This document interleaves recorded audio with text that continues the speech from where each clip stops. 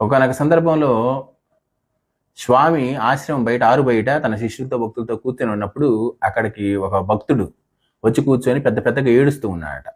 ఆయన చాలా కాలంగా ఆశ్రమానికి వస్తూనే ఉన్నాడు. పెద్ద పెద్దగా ఏడుస్తూ ఉండి, స్వామి నేను మీ సమక్షంలో ఉన్నప్పుడు నాకు చాలా ప్రశాంతంగానే ఉంటుంది, కానీ నేను ఇక్కడి నుంచి పోయిన వెంటనే మళ్ళీ పశుప్రాయుణ్ణి అయిపోతున్నాను, అనేక పాపాలు చేస్తున్నాను, నా జన్మకి ఇక నిష్కృతి లేదా అని పెద్ద పెద్దగా ఏడుస్తూ ఉన్నాడట. ఏడుస్తూ ఉంటే రమణ భగవానుడు అతని వైపు చూసి, నువ్వేం చేస్తే నాకెందుకు, ఈ మొత్తం నాకెందుకు చెప్తున్నావు, ఎందుకు ఈ మొత్తం ఏడవటము అని చెప్పేసి అన్నాడట. అనేసరికి ఆయన ఇంక నిశ్చేష్టుడు అయిపోయి, ఏం స్వామి మీరు అలా అంటారు, మీరే కదా నాకు గురువు, మీరే ఆ మాట అంటే నేనేం చేయాలి అని చెప్పేసి ఇంకా పెద్దగా ఏడవడం మొదలుపెట్టాడట. అప్పుడు ఆయన రమణ భగవానుడు అతని వైపు తిరిగి, నేను నీ గురువున, ఆ విషయం నేను ఎప్పుడన్నా నీకు చెప్పానా అని చెప్పేసి అన్నాడట.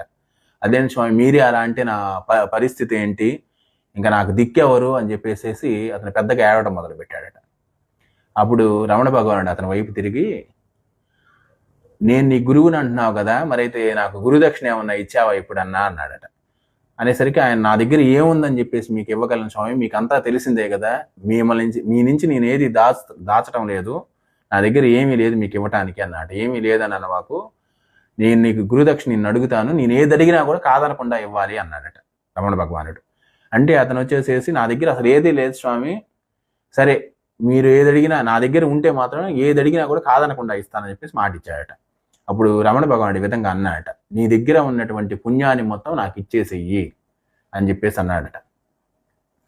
అంటే అతను వచ్చేసి, స్వామి నా దగ్గర అసలు పుణ్యమే లేదు, నేను అత్యంత ఘోరమైనటువంటి పాపాలు చేశాను, అసలు పుణ్యమే చేయలేదు నా జీవితంలో, అందువల్ల నా దగ్గర పుణ్యమే లేదు మీకు ఇవ్వటానికి అన్నాడట.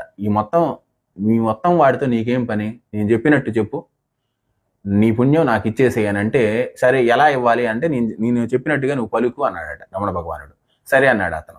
ఈ క్షణం నుంచి నా పుణ్యాన్ని మొత్తం కూడా నాకున్నటువంటి పుణ్యం మొత్తాన్ని కూడా స్వామికి నేను ఇచ్చేసేస్తున్నాను అని చెప్పేసి చెప్పమన్నాడు రమణ భగవానుడు. అతను అదే విధంగా, సరే ఈ క్షణం నుంచి నాకున్నటువంటి పుణ్యం, కొద్దిపాటి పుణ్యం ఉంటే మాత్రం ఆ మొత్తం కూడా స్వామికి దారపోస్తున్నానని చెప్పాడట.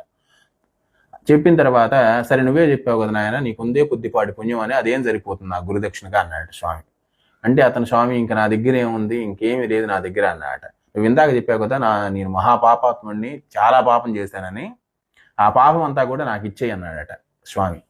అనేసరికి అతని గుండె పగిలిపోయి, స్వామి మీకు తెలియక ఈ మాట అంటున్నారు, నేను ఎంత పాపాత్ముడిని, వాడి గురించి చెప్తే మీరు నన్ను అసహించుకుంటారు, బయటికి నెట్టేసేస్తారు, అంత నీచుణ్ణి, అంత పాపాత్ముడిని, అన్ని పాపాలు చేశాను స్వామి, ఆ పాపాలని మీరు మీ శరీరం కూడా తట్టుకోలేదు, వీరు నన్ను అసహించుకుంటారు వాడి గురించి చెబితే అన్నాడట.